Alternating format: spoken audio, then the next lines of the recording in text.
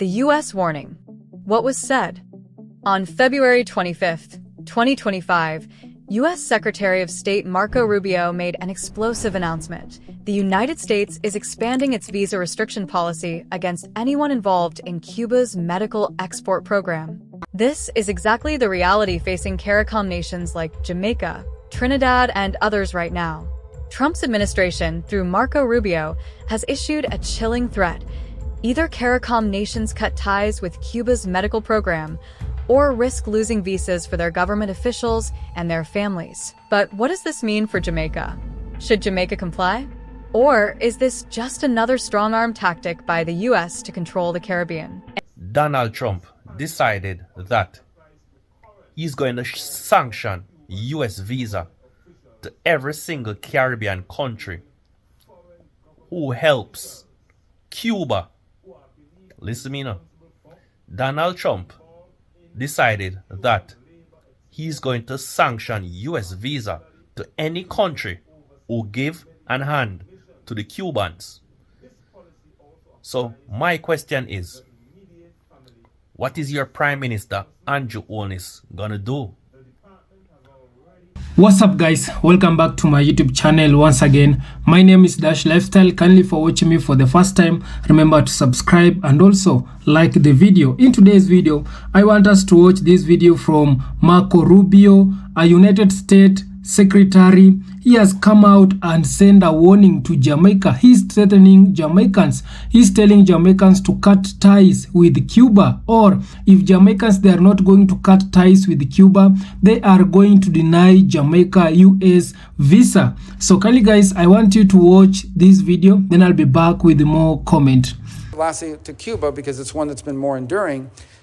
The problem in Cuba basically is that despite being a communist regime and Marxism not working, is that they've decided, and they thought what they would do is that they would create this holding company. It's called Gaesa. It is a company that they own by the Cuban military, and that holding company owns everything that makes money in Cuba. If it makes money in Cuba, they own it, and it generates revenue for them. The Miami Herald just did an expose on Gaesa. And while you have electrical blackouts and you have all these other problems economically in Cuba, Gaesa is sitting on billions of dollars that they've generated. For their permanency. In 2017, the Trump administration sanctioned Gaesa.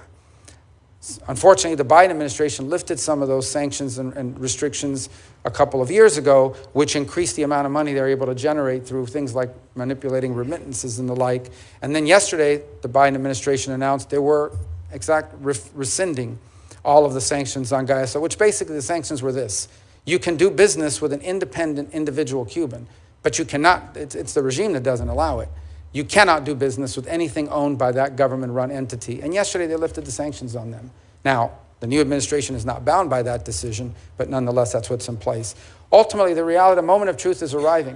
Cuba is literally collapsing, both generationally in terms of all the young people leaving, but it's also collapsing economically. They are now living on 20 and 21-hour rolling blackouts and some days longer because Marxism doesn't work, because they're corrupt, and because they're inept. And they're going to have a choice to make, those that are in charge there.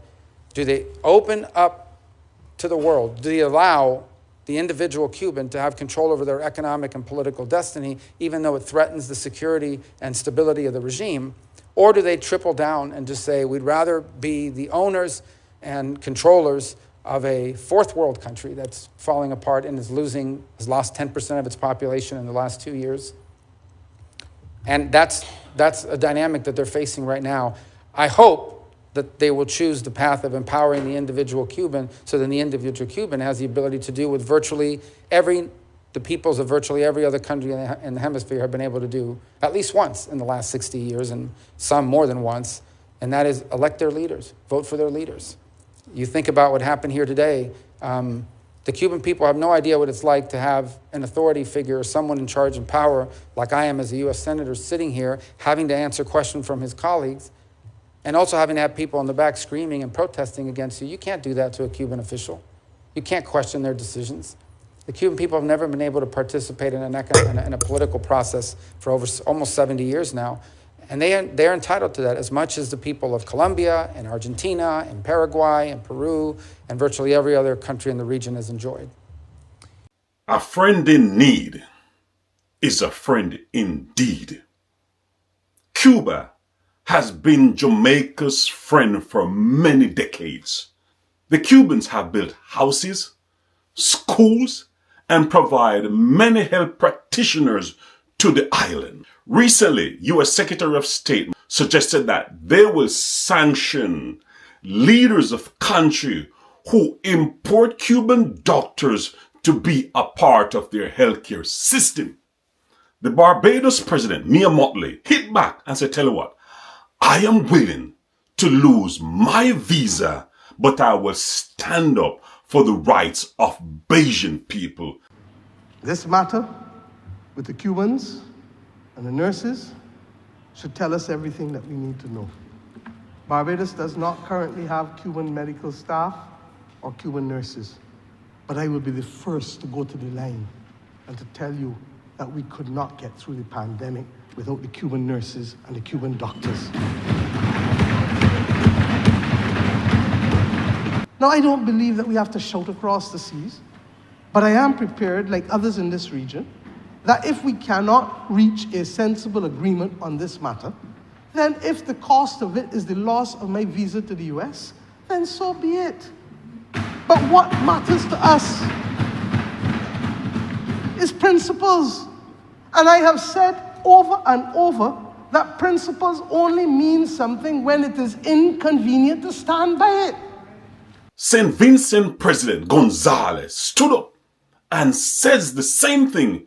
He will defend the sovereignty of St. Vincent and the Grenadines. The Trinidadian Prime Minister did the same thing. We rely a lot for our healthcare delivery on certain specialists who over the decades we have obtained from India, from the Philippines, sometimes from Africa, and mainly from Cuba.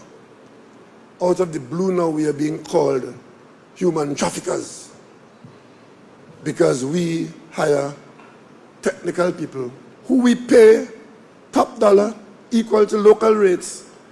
But we are now being accused of taking part in the program where people are being exploited.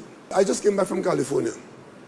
And if I never there again in my life, I will ensure that the sovereignty of Trinidad and Tobago is known to its people and respected by all. Not Jamaican leaders. Jamaican leaders immediately switched and started to look to India, the Philippines, and Nigeria to replace the Cuban doctors. Remember, Cuba has been with Jamaica through thick and thin and through all their catastrophes. And as Marco Rubio says that they will sanction leaders. Remember this, it's not the island, it's not the tourist sector, it's not trade. Just sanction the visa of the leaders. And immediately, the Jamaican leaders threw their staunchest ally right under the bus. What kind of friend is that? This tells me that in the Jamaican modern day leader's psyche, I am your friend only if I can get something or if I can get my food. Meaning that they have no fortitude or no loyalty to their friends. They will throw you under the bus if their interest, not the nation's interest because it's their visa, if their interest is threatened. What kind of friend is that? Who will turn their back on you in an instant because their interest, not the nation's interest, is now at stake. People, drop your comments. Tell me what you think. Because this is not a friend. This is a frenemy. Top of the morning. Every day above ground is a blessing. Always remember that. So chat, Jamaicans. So I want to ask this question. Donald Trump decided that he's going to sanction US visa to every single Caribbean country who helps Cuba. Listen to me now. Donald Trump decided that he's going to sanction US visa to any country who give an hand to the Cubans. So my question is, what is your Prime Minister Andrew Holness gonna do? What will your Prime Minister Andrew Holness gonna do? Is your Prime Minister just going to abandon the Cubans just like that? Is your Prime Minister going to abandon the Cubans just like that? After they help us so many years? Huh? We and the Cubans have such good love. The Cubans come like our family. What is your Prime Minister Andrew Holness going to do? We already know that he's weak, you know. Yes. We already know that Andrew Holness is weak. But what is he going to do right now, knowing that Donald Trump put a sanction on anyone who decided to help the Cubans? Huh? He put a sanction on the US visa. So you know, say if Andrew Holness continue to help the Cubans, when they can't come to America. So, on the Prime Minister, I got just abandon the Cubans just like that. Remember, you know, the Cubans are some of the best doctors around the world, you know. Remember, the Cubans are some of the best doctors around the world. What is your weak Prime Minister going to do? Huh? Is he going to stand up? Or is he going to fall? Is your Prime Minister going to stand up? Or is he going to fall? Because we already know that Andrew Holness is weak. Yes. We already know that Andrew Holness is weak. I was so embarrassed when I came to Jamaica and I saw a LGBTQ, I don't even know how to call him, a LGB flag in a Jamaica, a fly around in a Jamaica, Batman flag, eh? Batty boy flag a fly around in a Jamaica, you know? Andrew Holness. Andrew Holness, this, you know? Theme. JLP. Allow Batty boy if you take over the country, you know? But now that Donald Trump asks all of the Caribbean them who they support to stop helping the Cubans, or they are going to sanction US visa to the country who helps the Cubans, what is Donald Trump going to do right now? Ask yourself that question. Because the Cubans have done so much good for Jamaicans. So is Jamaica going to betray the Cubans? Because I would see that as a betrayal. Yes. I would see that as a betrayal. Yes. If I was a Cuban, I would see that as a betrayal. So, is your Prime Minister, Andrew Holness, going to betray the Cubans and get rid of them from the island? Ask yourself that question. Because like I said, you have a very weak Prime Minister running the country. Yes, you have a very weak Prime Minister running the country. But let us see what's going to happen. Yes, people, every day above ground is a blessing. Yes, every day above ground is a what? Blessing. Yes, every day is a new story. Yes, Andrew Holness is weak. Weak. Allow Batman in the country. Eh? Allow Batman in our country for a take over. For it to be a norm in the country. I was embarrassed when I came there December and I saw the Batty Boy flag, the Pride flag, I fly around. Breeze up, blow it up in the air. Embarrass people. I am not telling you to go vote for PNP, you know. No. But Andrew Wall is definitely not it. No. Andrew Wall is definitely not it. But every day above ground is a blessing. I'm out. Folks, so Jamaica is looking to forge closer ties with Cuba for the further development of the local agricultural sector. And the Honourable Minister of Agriculture and Fisheries, Mr. Bernard Charles Jr., is here to talk about the potential benefits of this partnership. Morning, sir. All the very best to you and your family. Morning to you. Happy New Year to you both. Thank you, sir. Yes. I know that we have collaborated with them in medicine. They've built schools here, Jose Martian, Gavi Masio, G.C. Foster. What are we talking about specifically with Cuba now? It's been 51 years at Cuba, you know, and, you know, besides medicine, we've had some collaboration in terms of students learning agricultural science there. And now we are moving into a more strategic partnership. You know, we're looking on learning lessons from all of what we've faced in the last 2 years. The pandemic has taught us that when you have to rely on things being imported from far away, any little disruption in the logistics chain impacts you. It's amplified in how it impacts you locally. Right. We've had our recent issues with animal feed, and that is resounding in terms of an alert to us that we need to start doing things differently. Right. So working with Cuba just makes sense. It is smart, it is sensible. It allows us to enhance our research and development capacity. Plus, we share space. This is our closest neighbor. Mm-hmm. So when you talk about climatic conditions, if it is 90 degrees here, it's 90 degrees there.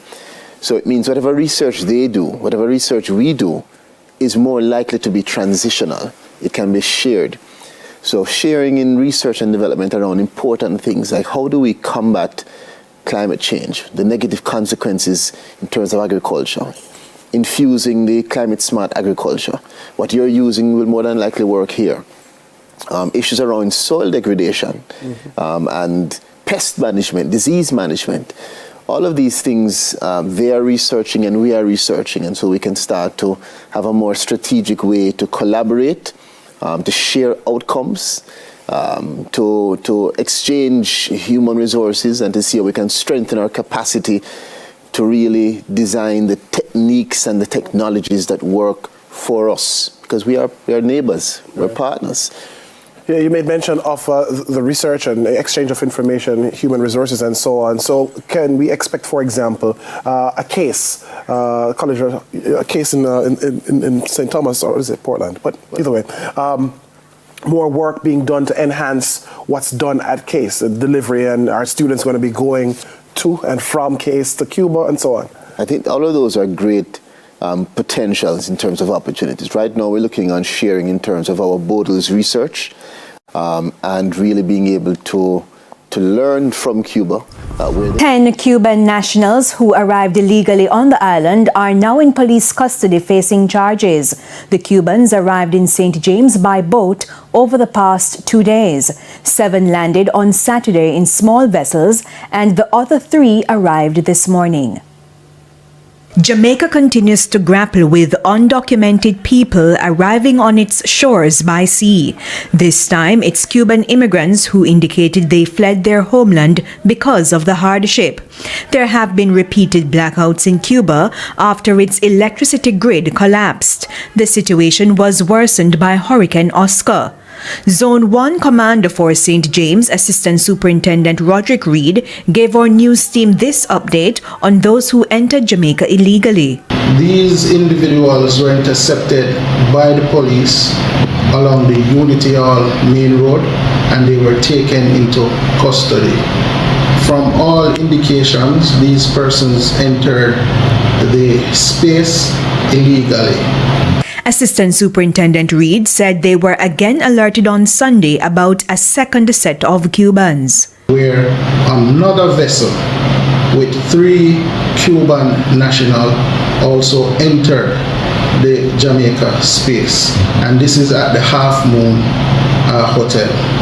Now, all 10 Cuban nationals are currently in custody at the Montego Bay Police Station, where they are being processed by both the police and our external partners, PICA and Immigration. Based on preliminary investigations, they were at sea for the past 3 days, and these set that entered at the hotel at Half Moon, they were facilitated by the hotel staff, where they were entitled to meals, they were given showers, and also change of clothes. So guys, I hope you have watched and you have listened to that video from United States Secretary Marco Rubio. He has come out and sent a warning message to Jamaican government. He wants Jamaican government or Jamaican Prime Minister to cut ties with Cuba, not to allow Cuba to come in Jamaica, or if they will allow Cubans to come in Jamaica, or if they are continue having a relationship with Cuba, he's going to deny the Jamaicans United States visa, and he's also going to cut those trading benefits that Jamaicans they usually benefit while they are trading with United States. And for me, I can tell you that now this thing, it has gone too far. The other day we saw Donald Trump. He came out and he was giving a warning to Jamaican Prime Minister that he needs to cut ties with China. He don't want to see Chinese in Jamaica. And yet we are seeing United States Secretary coming out and threatening. This is threatening Jamaicans, telling them that if you are not going to cut ties, or if you are not going to stop Cubans to come in Jamaica, we are going to deny you a United States visa, and also we are going to cut the trading benefit that you guys are benefiting from United States. So for me, I can tell you that it is now the right time for us black people, the black countries in the Caribbean, to stand by their own. The black countries in the Caribbean, the leaders, they need to stand firm. They need to stop fearing this Western country.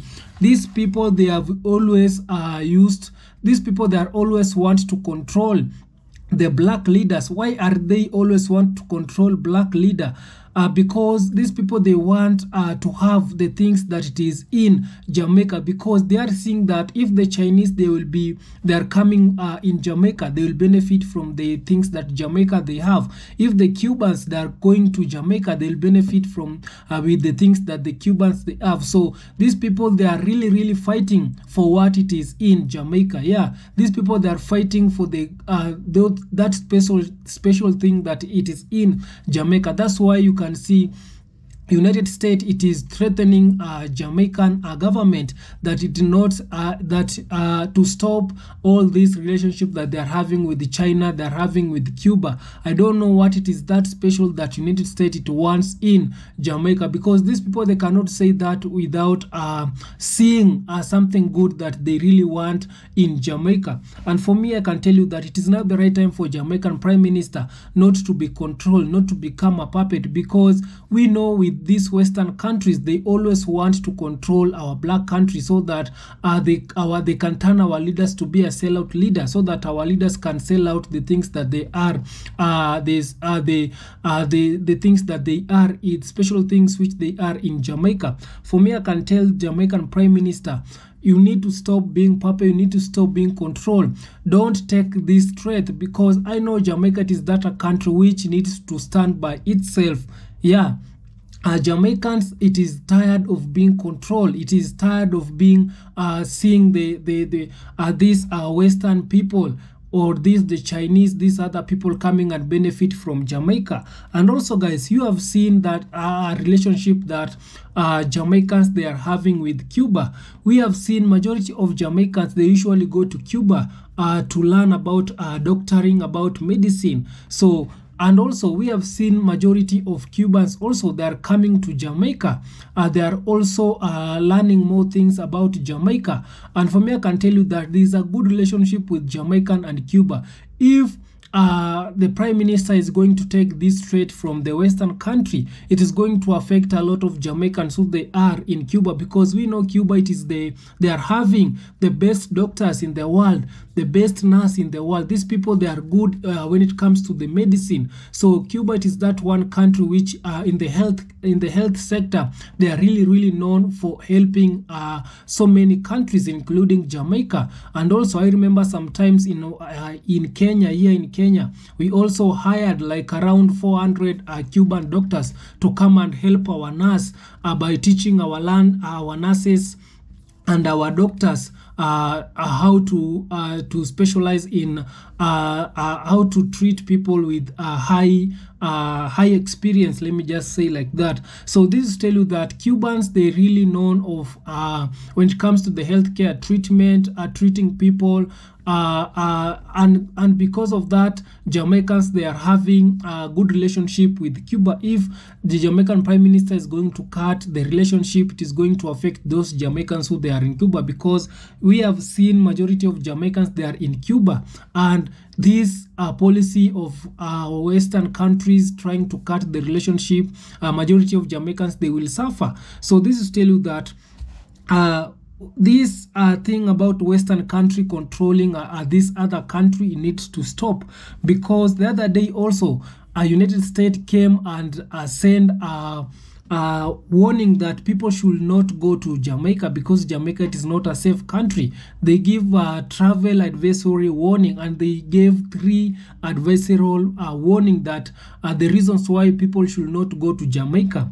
It was last year. So this tell you that why are these people concerning with our black country so much than their country? These people, they are sending a warning to the people not to go to Jamaica, because Jamaica, it is not a safe country, while their country, it is not a safe country. We have seen mass shooting in United States. We have seen people, they are walking free with the guns, engaging in a gunfight on the street. So this tell you that these people, they need to secure their country first before going and see other country. They need to stop controlling this other country, the things that they really want to do, because these people, their country is not safe. Right now, we have seen the white people, they are regretting why they voted for Donald Trump. Majority of white people, they are crying. Majority of white people, they cannot even afford the basic necessity. And right now, because life in America, it has become difficult, America, it is going to fall down. So this is tell you that these people, they need to concentrate with their country first before coming and giving these black countries instruction, because these people, I've always tell you that these people, they cannot do without some black countries like Africa. The Western countries, they cannot do without Africa, without plundering Africa. They cannot do without getting some more resources from Caribbean country, black countries in the Caribbean. So this tell you that these people, they always bring their nose in black countries. But right now, we want to tell this Western country that we know you, we have kneeling down for you, but right now we can't kneel down for you. So kindly guys, I don't want to talk too much. Subscribe if you haven't, and also let's talk more on the comment section. You can give me your views. What do you think the Prime Minister of Jamaica should do? I think Prime Minister of Jamaica, there's no need of him being controlled with the Western country, because this is the thing that we usually know that these people, they want. These people, they want to cut ties so that they can become the self-beneficiary themselves. So kindly guys, thank you so much. Subscribe if you haven't, like this video, share, and also comment. See you in my next one. Bye bye guys.